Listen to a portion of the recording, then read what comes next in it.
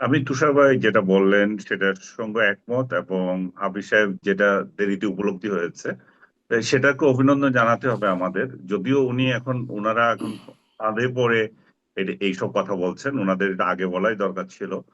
আহ, ওনার সবচেয়ে যে বিষয়টা আমার পছন্দ হয়েছে যে আমরা আসলে গণভোট আমাদের কি প্রয়োজন, আমাদের প্রয়োজন একটা গণতান্ত্রিক সংসদ। সেই সংসদে গিয়ে জনগণের প্রতিনিধি হিসেবে আমরা কথা বলবো এবং সিদ্ধান্ত নেব। তার আগে এই যে গণভোটের হাজার কোটি টাকা শ্রাদ্ধ করে যে গণভোট করতে যাচ্ছি, সেই গণভোটে আপনি যদি খেয়াল করে দেখেন যে কথাগুলো আমি আহ মানে সত্য দিচ্ছি যে এই এই জিনিসগুলো করবে, এবং হা না যে বিষয়টা একটা ধোঁয়াশার মধ্যে থাকছে।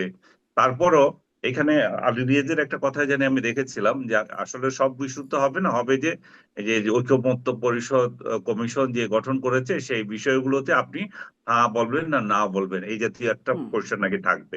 তো সেটা যদি থেকে থাকে তাহলে অবভিয়াসলি প্রশ্ন আসে যে নোট অফ ডিসেন্টের এই জিনিসগুলো কই গেল। এবং বিএনপি যেটা দাবি করছে যে তাদেরকে 17ই জুলাই 17ই সেপ্টেম্বর তারা যেটা আহ, সেপ্টেম্বর না তো অক্টোবরে যেটা তারা স্বাক্ষর করেছে সেটার সাথে এটার কোনো মিল নাই। এবং সেই নোট অফ ডিসেন্ট গুলো বাদ দিয়ে করা হয়েছে। জামাত এখানে আবার বলতেছে যে আইনগত দিক থেকে নোট অফ ডিসেন্টের কোনো ইয়ে নাই, ভ্যালিড না, সেই জন্য এগুলা নাই, তারা আবার এটা না থাকার পক্ষে। তাহলে 48টা বিষয় নিয়ে সংবিধানে অন্তর্ভুক্তির কথা বলা হচ্ছে, সেই 48টা বিষয় কি আহ, সবগুলো গণভোটে আসতেছে না না আসতেছে, সেই ধরনের এক ধরনের জটিলতা রয়ে গেছে। আর যদি গণভোট যদি দিতেই হয় তাহলে আর এই সংসদের দরকার কি? এটা তো বলা হচ্ছে যে এই, ইয়ে সংসদের 9 মাসের মধ্যে এটা গৃহীত হয়ে যাবে যদি তারা এটা অ্যাকসেপ্ট না করে। তো মনে করেন গণভোট এটা পাশ হলো এবং সংসদ অ্যাকসেপ্ট করলো না, তো তার মানে সংসদেরই বা দরকার কি? তাহলে এই গণভোট যারা আয়োজন করতেছে বা যারা এই ঐক্যমত্য কমিশন করছেন তারা তাদের এগুলো গিলিয়ে দিলে তো হয়। আর গণভোটের প্রশ্ন কেন এত জরুরি হয়ে গেল?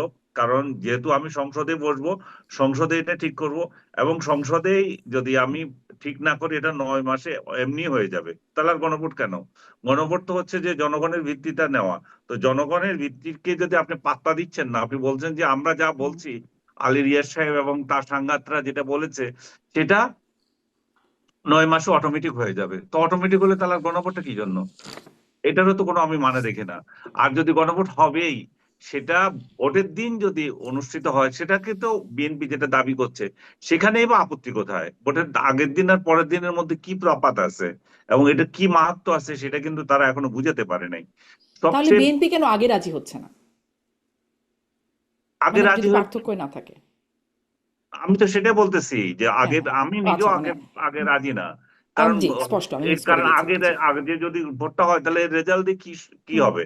এটা তো না, আগে যদি মনে করেন গণভোটে আর দাবি আসলো যে এটা না এর পক্ষে, তো এটা যদি না এর পক্ষে হয় তাহলে এই এই রাজনৈতিক দলগুলো যারা জুলাই আন্দোলনের এই চেতনাবাহী, তারা তারা তখন কি করবে?